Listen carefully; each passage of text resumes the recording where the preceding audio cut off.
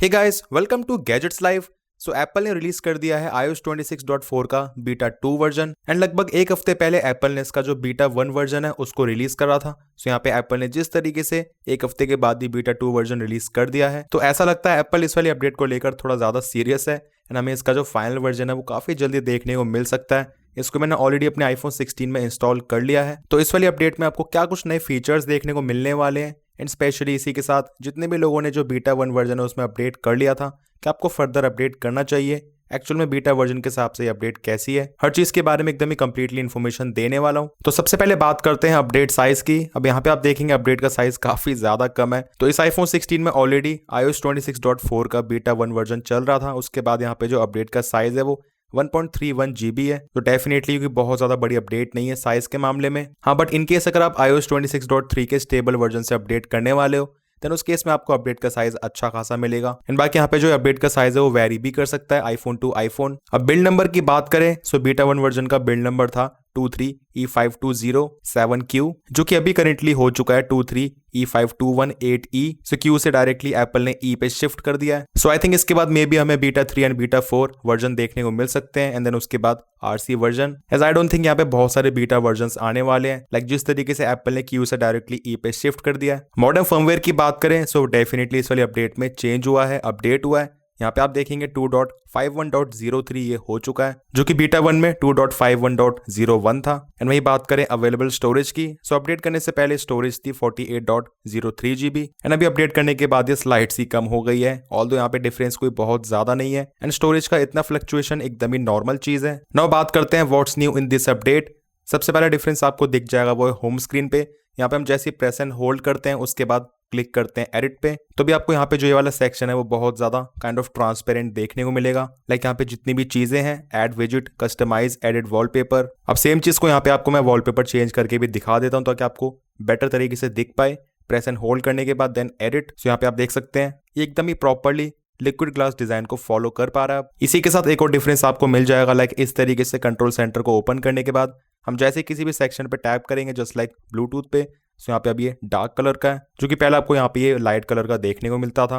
अब भले फोन को मैं यहाँ पे लाइट मोड पे भी कर देता हूँ बट उसके बाद भी यहाँ पे इस तरीके से डार्क कलर का ही रहेगा, तो उस चीज में यहाँ पे कोई भी डिफरेंस नहीं है। इसके बाद अगला चेंज मिल जाता है in app store. So app store को ओपन करने के बाद हम जैसे ही यहाँ ऊपर टैप करते हैं सो यहाँ पे आप देखेंगे ऊपर जो एप्पल अकाउंट लिखा हुआ है उसके आसपास आपको एक एप्पल का लोगो मिलता है, उसके अराउंड एक kind of rainbow effect. And ये वाली चीज dark mode and light mode दोनों में एक्जैक्टली सेम दिखती है। सो ये भी एक छोटा सा चेंज एप्पल ने करा है इस वाली अपडेट में। इसके बाद गेम्स एप्लीकेशन को ओपन करने के बाद जैसे हम टाइप करते हैं यहाँ पे सर्च पे, सो यहाँ पे जो सर्च बार है अब ऊपर शिफ्ट हो चुका है, जो कि आपको पहले यहाँ पे नीचे देखने को मिलता था। अब मेरे हिसाब से जो सर्च बार है वो नीचे इजीली ज्यादा एक्सेसिबल होते हैं with in any application, but इसके ऊपर होने की वजह से आपको यहाँ पे इस तरीके से या तो दूसरा हाथ इस्तेमाल करना पड़ेगा या फिर हाथ इस तरीके से स्ट्रेच आउट करना पड़ता है। स्पेशली बड़े फोन्स में यहाँ पे इस तरीके से चीजों की थोड़ी प्रॉब्लम होती है, बट जो है सो है। एप्पल ने यहाँ पे इसको नीचे से ऊपर टॉप पे शिफ्ट कर दिया है। इसके बाद नेक्स्ट चेंज है इन एक्सेसिबिलिटी।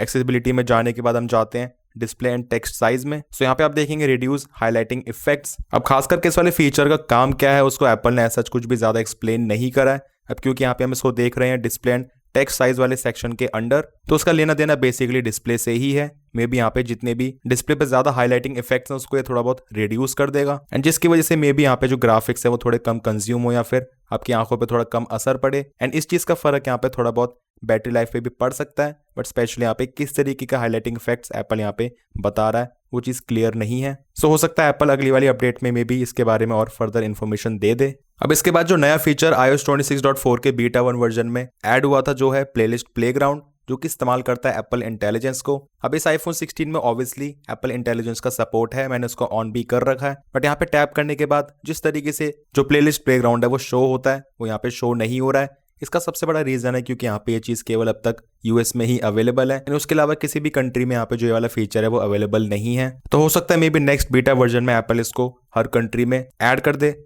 एक और छोटा सा चेंज यहाँ पे एप्पल ने कर दिया है। सो इन केस अगर आप एज बीटा यूजर रजिस्टर्ड हो बट अगर आप 4 महीने तक कोई भी बीटा अपडेट को डाउनलोड इंस्टॉल नहीं करते हो अपने आईफोन में, मतलब यहाँ पे बेसिकली बीटा अपडेट्स का जो टॉगल है मैंने अंदर जाके ऑन कर रखा है। सो ये टॉगल ऑन होने के बाद अगर आप किसी भी बीटा अपडेट को 4 महीने तक डाउनलोड इंस्टॉल नहीं करते हो देन उस केस में आप अपने आप ही ऑटोमेटिकली स्विच हो जाओगे पब्लिक रिलीज पे बाकी मैसेजेस में RCS टेस्टिंग के लिए जिस तरीके से एप्पल ने पिछली वाली अपडेट में जो एंड टू एंड इंक्रिप्शन है उसको ऐड कर दिया था, तो सेम वही आपको कंटिन्यू होता हुआ दिखाई देगा। बट एक चीज आपको ध्यान रखनी होगी दैट अगेन ये करेंटली लिमिटेड है, कुछ सिलेक्टेड कंट्रीज के लिए, इसी के साथ कुछ सिलेक्टेड कैरियर्स के लिए। एंड करेंटली इस वाली अपडेट में भी यहाँ पे ये बीटा टेस्टिंग की फॉर्म में ही चल रहा है। अब इसका सिंपल सा मतलब अगर आप आईफोन से एंड्रॉइड में टेक्स्ट मैसेज करते हो तो वो भी यहाँ पे एंड टू एंड एनक्रिप्टेड होगा, जस्ट लाइक पहले आईफोन से आईफोन पे जो मैसेज होते थे उन्हीं की तरह। तो सेफ्टी पॉइंट ऑफ व्यू से ये वाली चीज बहुत ही ज्यादा बढ़िया है। बट क्योंकि अभी ये करेंटली टेस्टिंग फॉर्म में है तो iOS 26.4 के फाइनल वर्जन में यहाँ पे वाला फीचर सॉलिड तरीके से आएगा या फिर नहीं हमें नहीं पता है, या फिर मे भी हो सकता है जो नेक्स्ट वर्जन होगा अपडेट का उसमें एप्पल इसको प्रॉपर्ली दे। बाकी इसे इस्तेमाल करने के लिए ऑब्वियसली आपके आईफोन में